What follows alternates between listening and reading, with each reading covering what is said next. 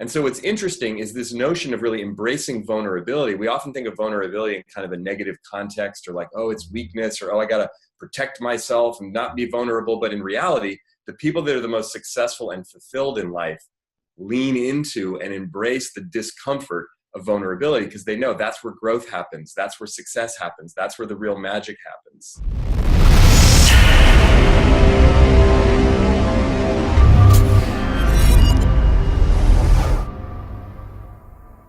Welcome to the Unstoppables. You know the place where we turn those intentions, those ideas into dollars, those things that make a difference in your life. Today, my guest precedes his reputation, precedes him. He's Mike Robbins. How you doing, Mike? Good to see you.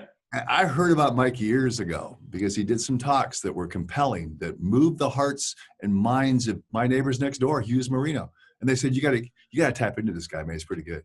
Gave me some books. So I have a high bar for you today. All right, I hear you. And if you're not bringing your whole self to work, we're going to talk about why you're not bringing your whole self to work and why you should. Mike, welcome to the Unstoppables.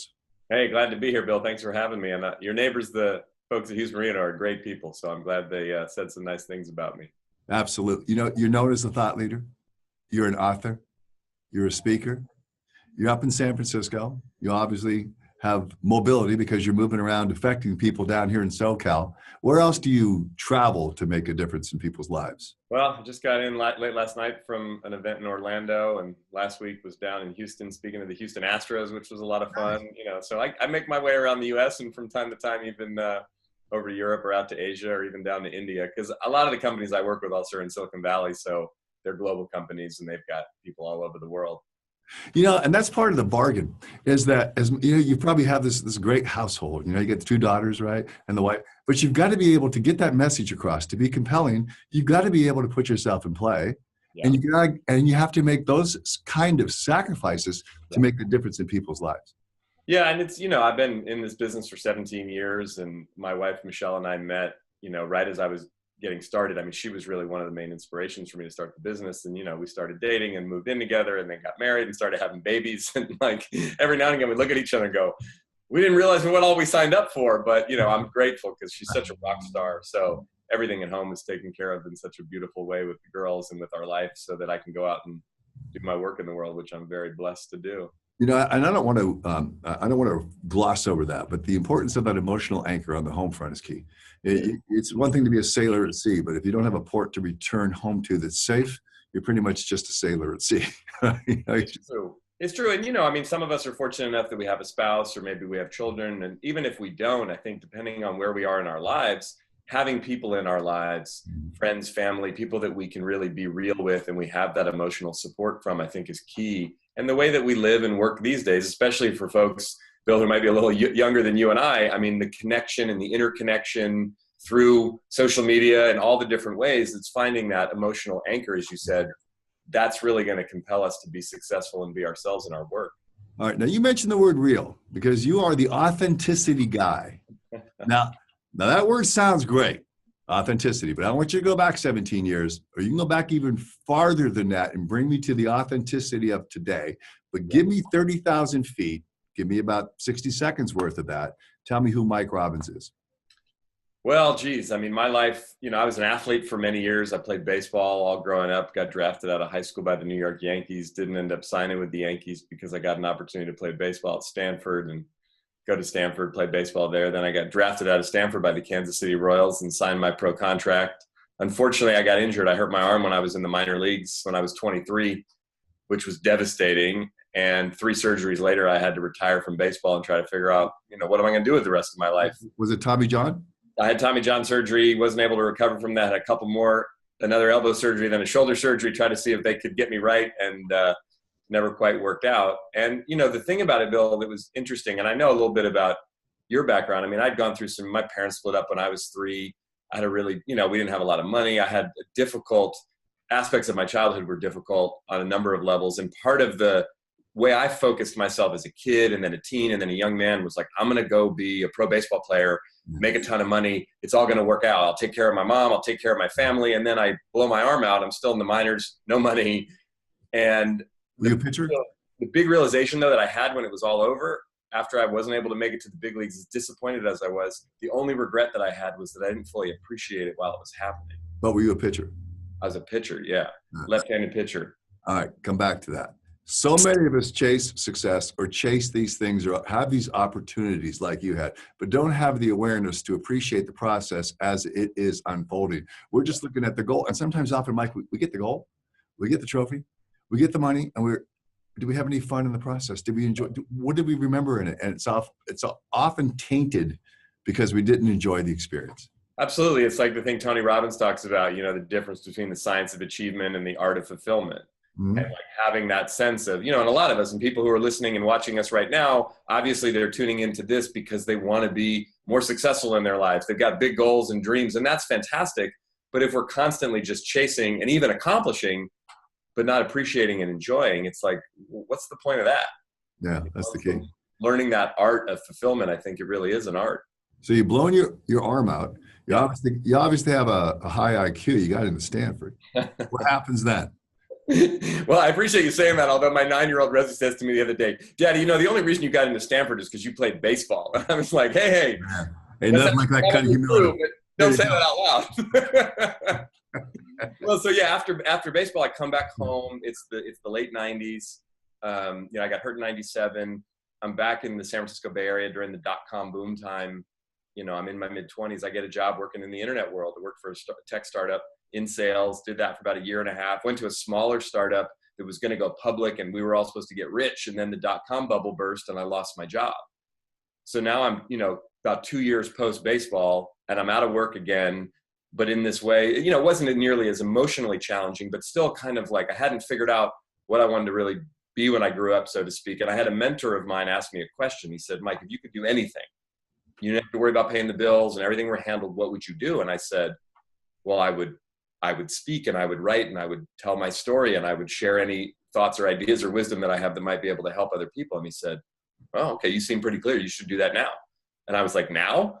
And he said, yeah. And I was like, I'm 26 and like, I don't really know anything or anybody or, I don't know how you make money doing that. I was like, I can't do that now. And he's like, all right, well, you could wait till you think you figured it out, or you could just keep making excuses, or you could just do it right now. Hey, Mike, how many people have you met that wait for perfect and perfect never shows up? All the time, right? I mean, what if one day when it's all worked out, when I got it all handled, when I pay off the debt, when the kids are out of it, whatever, fill in the blank, and it just never quite lines up. So you didn't have that emotional despair. You looked into the abyss and you didn't see the abyss as being black. You just said, hey, you know what? I'm not emotionally distraught over what's happened. I mean, it was challenging. It was challenging. And I was thankful for some good coaches and counselors and therapists and family and people around me. But the big realization, Bill, that I had when I realized, okay, I wish I would have appreciated that whole experience more of playing baseball. I also looked out in my life and saw myself at like 60, 70 years old, sitting at the end of a bar, being that guy that was like, I used to be somebody. I could have been and I was like, I don't want to be that guy. Yeah. I don't know what the next chapter is going to look like. I'm definitely disappointed about this thing that I had focused my life on from the age of 7 until my mid-20s, and I was good at, and I got a lot of attention for. But I want to go look for something that I can create in my life. Because one of the things I missed when baseball was over, this sounds kind of funny when I tell people, I missed the feeling of nervousness that I would get before I played. Like there wasn't anything in my life. Even in sales, it was like I wasn't that passionate about selling internet advertising. So I'd go into a meeting and it's like, yeah, I wanted to close the deal, but I didn't care that much. I wasn't nervous, right? I was like, I want to find something that makes me nervous. And when I'd get up on stage to speak, I was like, oh, this makes me really nervous. I like this. Is it weird that when I'm in green rooms, I'm almost falling asleep and I'm not nervous? Maybe that I should get nervous and my performance would be better. I did a memo yesterday about being uncomfortable. Yes. And we'll say nervousness and being uncomfortable. If you're not uncomfortable, you're not challenging yourself with change, with something that makes you feel uneasy, then you're not stretching yourself. You're trying to stay in that bubble of safe. You're not moving forward. You're not going to accomplish shit, Mike. Sorry to swear on the show, but you've got to be able to move to a place of being uncomfortable. And so many of us don't want to push ourselves. Absolutely. One of the core elements of my work over all these years in my new book, Bring Your Whole Self to Work, is about, right? The subtitle is how vulnerability unlocks creativity, connection, and performance. And the thing about vulnerability, and I love the work of Dr. Brene Brown, she defines vulnerability as emotional exposure, risk, and uncertainty, right? Like what you were just talking about, being uncomfortable. So think about emotional exposure, risk, and uncertainty. And I often ask people, can you think of anything meaningful or important that you ever accomplished or experienced in your life that did not involve emotional exposure, risk, or uncertainty. And there really isn't anything if it matters to us. And so what's interesting is this notion of really embracing vulnerability. We often think of vulnerability in kind of a negative context, or like, oh, it's weakness, or, oh, I got to protect myself and not be vulnerable. But in reality, the people that are the most successful and fulfilled in life lean into and embrace the discomfort of vulnerability, because they know that's where growth happens. That's where success happens. That's where the real magic happens. And what she's talking about with uncertainty too really, really flies in the face of our need to be safe, and the brain craves to be safe, and it doesn't like to be vulnerable. It doesn't like uncertainty. It doesn't like change, and it doesn't like loss. So those two big spheres right there they hold us back from being that true whole self. They do. You know, another mentor of mine said something great to me, though, years ago, Bill, that I think about sometimes when I find myself in that place of discomfort and trying to control things. He said to me, Mike, you're living your life as though you're trying to survive it. And I was like, yeah. So he said, you have to remember something really important. I said, what's that? He said, nobody ever has. Right? No, it's a great one. I mean, but think about that. Like, we're trying to protect ourselves from what? I mean, yeah, I get the notion of wanting to be safe and the brain likes it, but it's like sometimes we're scared of the boogeyman, right? It's like this thing that most of the time we are. It's the imagination. It plays those florid fears out front as reality, and we're afraid of the boogeyman. You're right. We've got to thrive. You've got to get beyond the notion that you need to survive, because, like you said, no one does. True. And, you know, one of the things I'm so grateful for that I learned as an athlete that I didn't even realize I was learning at the time, because one of the things I hated losing, right? And I was a pitcher, and in baseball, as a pitcher, when you pitch bad, they literally stop the game and come and get you and pull you out of the game, which is pretty humiliating and demoralizing in a lot of ways. But like all of that failure, you know, I had some success, but baseball is a game full of failure. I failed so much, and I failed publicly, and I never liked it. But I realized as I got into life and business and started my own business, and now I work with all these companies, big and small, that an ability or a willingness to know what it's like to fail and realize that failure is just feedback.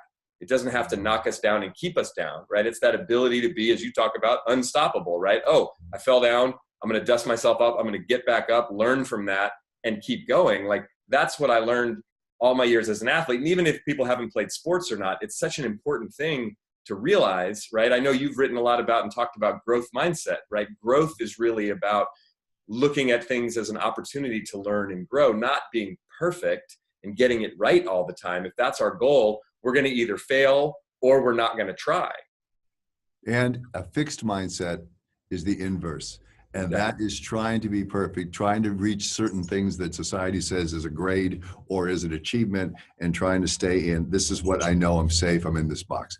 And Stanford University lecturer and PhD, Carol Dweck, wrote about that growth mindset and fixed mindset, and found out that those who have a growth mindset, put themselves out there and keep trying, and don't look at failure as final, are the ones that go ahead in life, because they found that willpower is an even greater indicator of future success, even over IQ.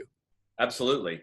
And the idea, you know, and I love Professor Dweck's work too, because the idea, and she started studying, you know, students in school initially, and what she found, right, was that these kids that had growth mindset wanted harder problems. They wanted to learn more. The kids with the more fixed mindset. And sometimes you'd have a fixed mindset kid who did well, but he or she was afraid because they were considered a smart kid or a good student. And once they got that label, they were like, I don't want to mess this up. So they would actually just want to get the same type of problems they already knew they were good at. I see this in the business world a lot, Bill. It's like you take a company that's had some success. And this is always the paradox of like startups. They grow and then they get successful. And all of a sudden it's like what got them there. They're like, okay, hold on now. We're doing pretty well. Let's not blow this. Right. And they go from a more growth mindset where they're like, hey, let's fail fast and break stuff and see what happens, to all of a sudden it's like, okay, we're now doing pretty well. Like, don't blow it. And sometimes we do that in our own lives as individuals and as entrepreneurs too. And we got to keep the growth mindset if we're going to keep learning and growing. Since we started with a little bit of sports, let's continue with the sports analogy. It's like a football team that plays prevent defense, and it prevents you from winning, actually, because you're trying to play safe.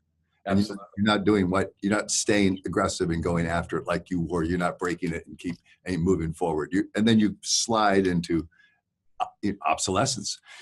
I'm gonna keep you on a hotline, because my next book is called Fail More. And it really is learning about failure. And it is the serious student, I believe, of success who finds failure to be the indispensable teacher.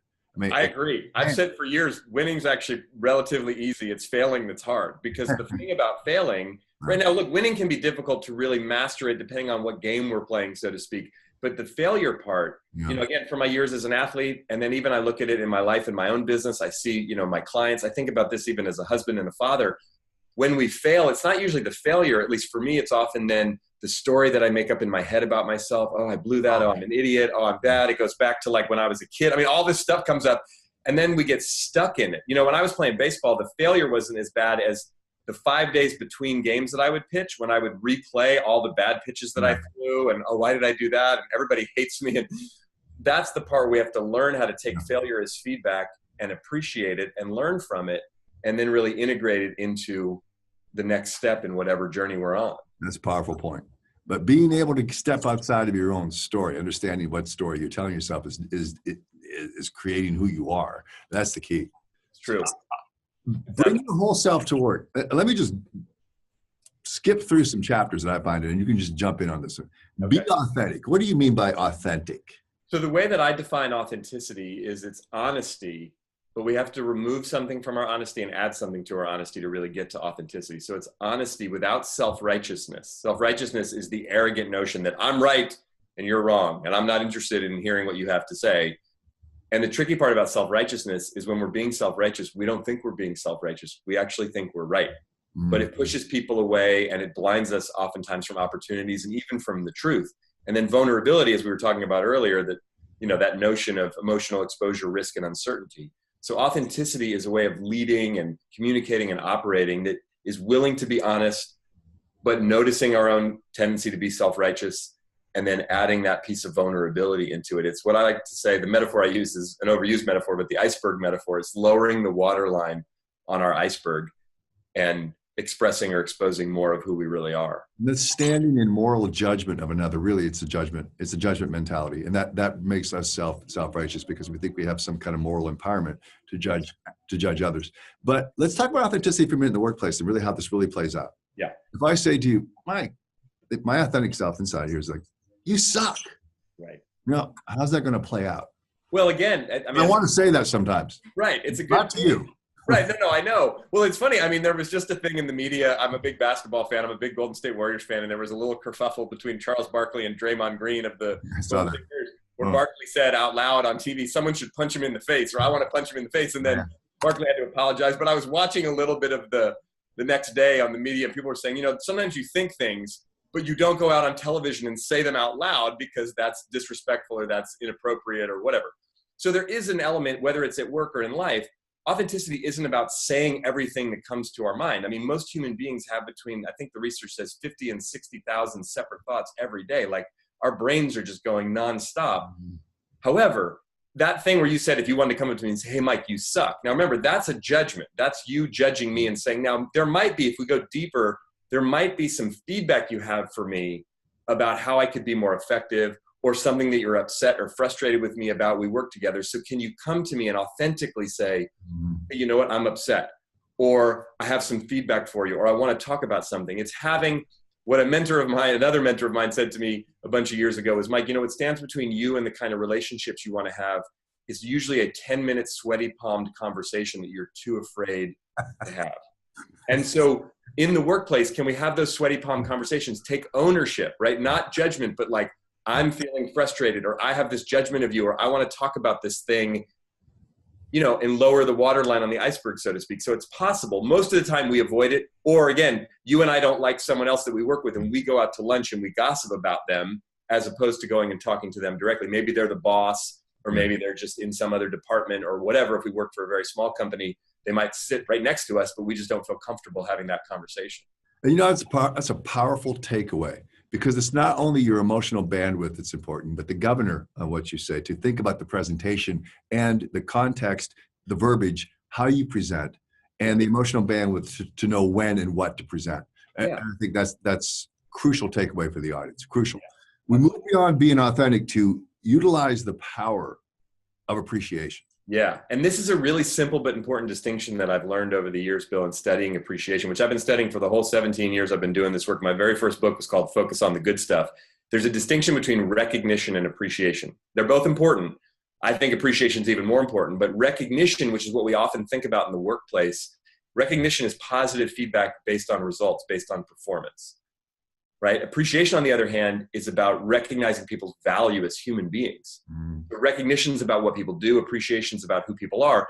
And the example I use, I talked about it just a few minutes ago, about in baseball as a pitcher, like when I would have a really bad game and I would come out of the manager would come out and pull me out of the game, I would go sit in the dugout and nobody would talk to me, right? Anybody listening or watching us right now, even if you don't like baseball, just watch a baseball game right now. Watch what happens when a pitcher does bad and comes out of the game. It's gotten a little better in the last 20 years, but there's still kind of an unwritten rule in baseball. Oh, leave him alone. He's upset. And I was upset, definitely. But what I could have used in that situation was some appreciation, not recognition, because I had just failed and done a bad job. So it would have been inauthentic for someone to go, hey, Robbins, great job. But what I needed was someone to come and let me know, hey, you know what, man? I got your back. Or, you're an important part of the team. I mean, some genuine way, knowing me and what's important to me, that they could value me in that moment. And so what's important to understand, like I've heard Oprah say this, that after almost every interview she said she's ever conducted, everyone asks her some version of the same question. Interview's over, the camera shuts off, they lean over and they say, how'd I do? Or was that okay? And she said, early in her career, she said she found this really strange because she'd be sitting across from someone very successful and accomplished, and she'd be wondering, why are they so insecure? Why do they really need my validation? And she said, I realized they don't actually need my validation. You know what they're really asking me? Did you see me? Did you hear me? Did what I say matter to you? And she said, and I agree with her, everybody's asking those questions. So utilizing the power of appreciation is being able to see people and hear people and let them know, yes, you matter. Not always with a goal in mind. Sometimes as business people, as entrepreneurs, we have agendas. We're trying to get stuff done. We're trying to close deals. We're trying to get people to say yes. But to really see people for who they are and connect with them as a human being, not simply just recognize their performance or their title or their status or whatever. Both of those things are important.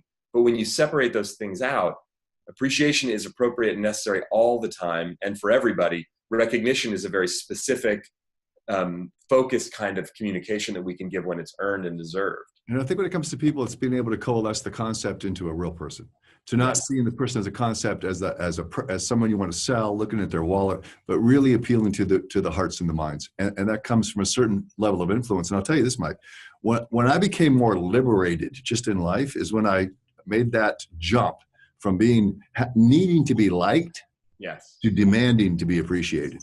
And not working with those people as clients that did not appreciate me. I didn't care if they liked me anymore, but they better appreciate me. So it was a whole difference of value, the assignment of value. Do they appreciate this value that I'm bringing to the table? If they don't, then they may as well go down and get it from somebody else. Absolutely. And we can take it's not so much as a judgment. It's a discernment. Like, I'm not feeling valued and appreciated. So therefore, maybe it's time for me to move in a different direction. Again, the desire to be liked, as we all, I think, struggle with at times, is that insatiable. Everybody has to like me. Everybody has to like me. But that is a very different intention and energy, if you will, than really looking to be appreciated, as you're talking about. Well, let me tell you this. You're doing really well. So thank you. The feedback loop on you is, man, now do I appreciate you, buddy? I like you. So let's talk about emotional intelligence, the importance of emotional intelligence, Daniel Goleman notwithstanding, and we'll just dive into our own levels. And I think this is the key to sales. It's the key to being able to have a happy family life. Yes. It's just that to me is one of the emotional intelligence probably supersedes IQ for me. Absolutely. Well, you mentioned it earlier when we were talking about authenticity. It's understanding the moment and also understanding who we're talking to, what's going on. And the thing, you bring up Daniel Goleman, right? 20 years ago, he wrote the great book, Emotional Intelligence, which sort of popularized the work and the phrase and the concept, and then started to talk about it in the business world. And basically, at the time, it was almost sacrilegious what he was saying, that like 2/3 of a leader's effectiveness is their emotional quotient, and only 1/3 is their intellectual quotient or their IQ. And now, most of us in the business world and in life, and there's been so much research over the last couple of decades, that we know that to be true. But again, the other thing, so much of it has to do with, there's that self part of it, the self-awareness and self-management, which is so important for entrepreneurs and business people of all different industries. But then there's the social awareness and relationship management part. Who am I working with? Who am I talking to? And as we were just talking about a minute ago with appreciation, connecting with the actual real human being that's in front of us, and not just our goal or intention or, their title or what they're doing or what they can do for us. Cliff's Notes. I'm going to pick this book. Where can I find this book? Oh, anywhere books are available. It just came out, so you can get it on Amazon or whatever bookseller you like to. Okay. What am I going to get out of this book? I go buy it. What am I going to get out of it? You're going to get, well, first of all, there's a ton of stories and research from my own life, my own experience from 17 years of doing this work with big companies and small companies. But in a very personal way, in a very practical way, you're going to get tips and techniques that you can use in your own life, how you can more authentically bring yourself to your work with more courage, more heart, more authenticity. So my assistant, Kelsey, has quit on me 2 times. The 3rd time is going to be her charm. Okay. And so for her to cry, is that going to be acceptable as part of the authenticity, vulnerability quotient that I have to be able to accept? Well, look, I mean, again, it's an interesting question because I think it depends on us as individuals. I think it depends on the environment in which we're in. Now you're talking. Okay. But look, there's this, actually, I wrote a chapter in my previous book all about, it was called Give Yourself Permission to Cry. I talk about crying also and bring your whole self to work. Don't cry in baseball, man. Don't you know that? Well, but listen, I know you're a Steelers fan, right? You're a football fan. But one of the things, yeah, I saw a video where you had a Steelers helmet in the background. But there was something happened. This was about, now 6 years ago or so at Candlestick Park, when the 49ers, I grew up in the Bay Area as a Niner fan. The 49ers have been bad for a long time. They got back to the playoffs the first year Jim Harbaugh was their coach, right? And they finally won a playoff game at Candlestick for the first time in forever. And Vernon Davis, their big tight end at the time, catches the winning touchdown of the game. And Vernon had been a first-round draft pick, a lot of potential, but had struggled for a lot of his career and was sort of controversial and got a lot of bad press. But Harbaugh came in and as a new coach and was really hard on him, but sort of turned him around. He had a great year. He catches this game-winning touchdown, and as he's coming off the field, it's a huge moment. 65,000 people at Candlestick Park, probably millions of people watching this playoff game on television. I'm watching it. Vernon Davis, who's like 6'5", probably 260, just solid muscle, running off the field, tears streaming down his face, right, as he takes his helmet off. And he goes over to Harbaugh on the sideline. The two of them embrace for like a minute, and the camera's on him, and Harbaugh's saying something in his ear, and I'm watching the game, and I'm like excited because I'm a 49er fan, but just moved at the human connection of it, emotion. And I use that as a story in my book when I talk about crying. And what's interesting is a lot of us, for men, it's like we've been taught, boys don't cry, suck it up, be a man. For women, particularly at work, they've been taught, like, don't be too emotional, you won't get taken seriously. But the reality is, sometimes in life, if we're really being real and we're really passionate, we really care, sometimes we might cry because we're upset or because we're excited or because we're scared or because something worked out or didn't work out, And I think sometimes we have to expand our capacity for the expression of our own emotion. And if we're going to have a really healthy and thriving team, we got to have more space for people. Sometimes they might need to cry, as an example. Not that that's the goal, but what if we weren't so afraid of it and it wasn't taboo? And when it showed up, you know what? Hey, it's just part of being human. But you're right. It is about environment. It's about environment. It's about knowing who the people are that surround you and how they will stand in righteous judgment or not of what you do. Right. The thing most people won't understand about Vernon Davis is that his previous coach really was hard on him and to the point of emasculating him in certain ways. And so Harbaugh must have looked like a breath of fresh air. Right. On the way to him. You did a TEDx Berkeley talk. Talking about a Japanese translator define vulnerability as a weakness. So what did you learn about that? Well, it was funny. Yeah. So I'm speaking at an event for the Gap in Japan, and it was for a bunch of their field leaders. And I've done a lot of work with the Gap over the years, and they were simultaneously translating this event. I was doing the opening keynote for this 3-day-long leadership conference. And the translator was talking to me before. I don't often use slides when I speak. I'm sort of storytelling extemporaneous. And she was all stressed out. What are you going to talk about? I need to be able to follow you. And I said, well, I'm going to talk about a number of things, but I'm really going to talk about the importance of vulnerability. And she was like, vulnerability? And I said, yeah, vulnerability. She said, vulnerability? I said, yeah, vulnerability. She said, there's no word for that in Japanese. There isn't here. Really? And she goes, well, there is a word, but it's a bad word. And I said, really? What is it? And she goes, it means weakness. She said, it means weakness. And I said, really? Right? And I said, that's what it basically means in English. That's what people think it means, at least. And she's like, why would you tell anyone to be vulnerable? And I said, well, because my research and my experience has taught me 2 things about vulnerability. One, it's the key driver in human trust and connection. And I said, secondly, it's essential for innovation, for creativity, for change, for anything new and different. We got to be willing to be vulnerable, right? You and I were just talking about that. So anyway, she's not buying it. We're having like a standoff. And I said to her, listen, do me a favor, just translate what I say as best you can. And if it doesn't make sense or it doesn't translate, I'll figure it out. I didn't exactly know how I was going to figure it out because I just wanted to stop talking to her because she was scaring me. But I give my presentation, and during the presentation, you know, everyone's got a little thing in their ear. She's speaking Japanese in the little booth, translating what I'm saying from English to Japanese. And after I got done, I was in the back of the room taking my microphone off, and the next presenter after me got up on stage, and he was speaking Japanese, so she didn't need to translate for him. And she comes across the back of the ballroom to me, and she says to me, "Thank you for your presentation." I said, "You're welcome." She said, "I don't think I understood what you meant earlier when you were talking about vulnerability, but when I heard your presentation, I think I understand now." She said, "Vulnerability is not bad. It's just hard." And I said, "You're right. It's hard.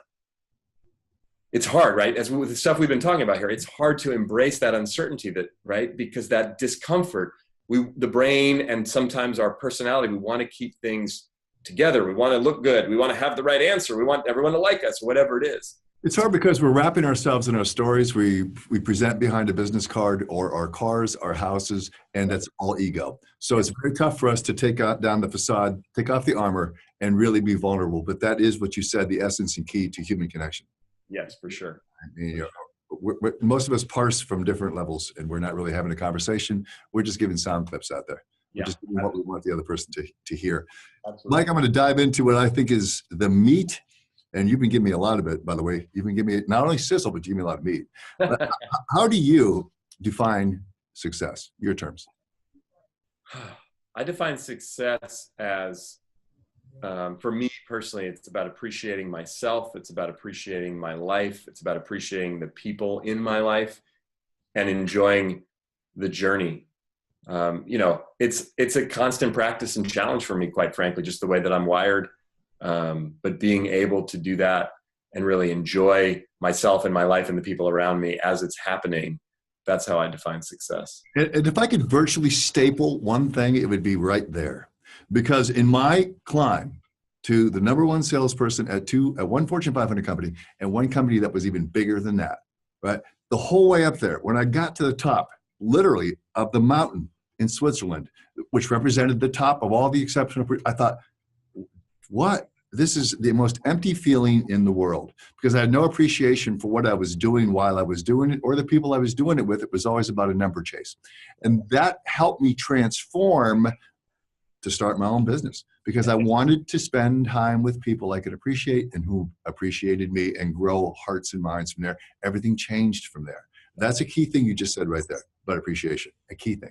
Yeah. It's a good one. It's big. And, you know, I mean, you know, the final principle in bringing yourself to work around creating a championship team, it's not about winning the championship all the time necessarily, although that's a great goal to have. It's really being with people that we care about, that we value, that value us, and doing something ourselves and together that matters to us, that means something to us.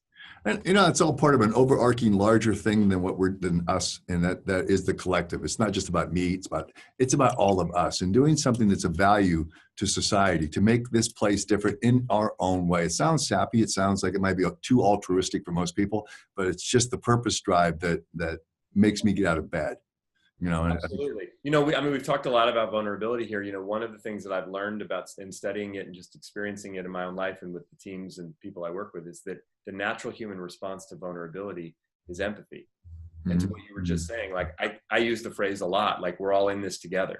Yes. And especially when it looks like we're really different and separated, and it's us and them, and it's me and you, and all those things that can happen in our country and our world and the business world and the larger culture. I think when we remember we're all in this together. I sometimes say that even inside my house. You know, we start to have some conflict in the family, and I'll say, hey, everybody, remember, we're all on the same team. We're all in this thing together. Like, we're all doing the best we can. And it's important, I think, to remind ourselves and each other of that. Let me give you a little Jim Morrison. No one here gets out alive, right? So don't worry about surviving. Start to thrive. Get out there and do it. Failure is a part of success. We talked about that. So what would you call your biggest failure? And then what did you learn from that failure?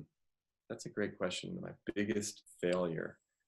I think, you know, I mean, in addition to the baseball thing, which was kind of a failure and more of an injury, but the failure was more of not appreciating it. But, you know, a number of years ago, we got ourselves into a pretty difficult financial situation, me and my wife, and we had just, you know, we just had our 2 girls, and my business had grown. And when the economy tanked, it impacted me like a lot of people.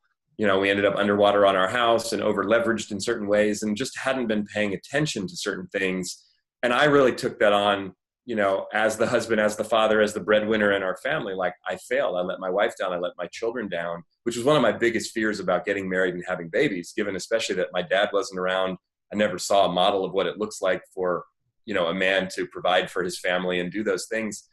But I have to say that as painful as that was, and it really brought me to my knees, it taught me a ton about myself and my own resilience. And it really challenged me to another level of having to ask for help. Like, I really needed help and guidance and support from people who were smarter than me and people who knew things about money and business more than I did. And I'm so grateful now for that difficult time 8-9 years ago. And I look at our life now and what we have and where we're at and what's going on. And that really painful and challenging experience helped a lot in terms of the growth of my life and my business in so many ways. And I'm sure a lot of people listening and watching us, wherever they are in their journeys, can look back at something really difficult or painful or a time they really failed. And especially if there've been enough time since then, and go, wow, I'm really grateful that happened, even though it was awful at the time. And that's how I feel about that experience for me. And there's some points that I'll remember from that answer. Number one is that you didn't have that model. And I really didn't have that type of model either, that archetype that you could lean on, but you took ownership and understood the importance of being that person. And when you had the resilience and then the resourcefulness to make that change. Yeah. And that's true power. Yeah. And that's a vulnerable answer to a tough question. And you nailed that one, man. You did good. In my estimation, but it's just the audience is the final arbiter of what this is all about anyway. Right. With that, I don't want to lead you into this question, but tell me about your defining moment, the thing that took Mike Robbins from where he was, blown out, arm done, and all of a sudden there's that one moment, just one. You can give me 3 or 4, you probably give me 30. What's your defining moment? It's funny when you just asked that there's a moment that was subtle and personal, but really was defining. It was actually an interaction I had with Michelle, my wife, who was my new girlfriend at the time. She and I met right around the time I started my business, as I mentioned, and she had started her own business a few years earlier and really inspired me. And one day I was really frustrated and I called her up and I said, I was just really mad at myself and, I'm doing this and that. And I failed it. I was just mad, right? Frustrated. And she listened to me for a few minutes. And then she said something that was so poignant and beautiful. She said to me, "Stop talking about my boyfriend like that." And I was like, "What?" She said, "You just said some really mean and harsh things about yourself." She said, "If someone else had said those things about you, I would be mad at them. I would defend you." She said, "Because I love you. Just because you're you doesn't give you the right to say those things about yourself." And I thought to myself, I'm on the phone with her, I thought to myself, first of all, I really like this woman. But second of all, I thought, wow, I'd never thought about it, that when I'm mean and critical of myself, it's not just negative and detrimental to me, which it is. It's actually disrespectful to the people who love and care about me.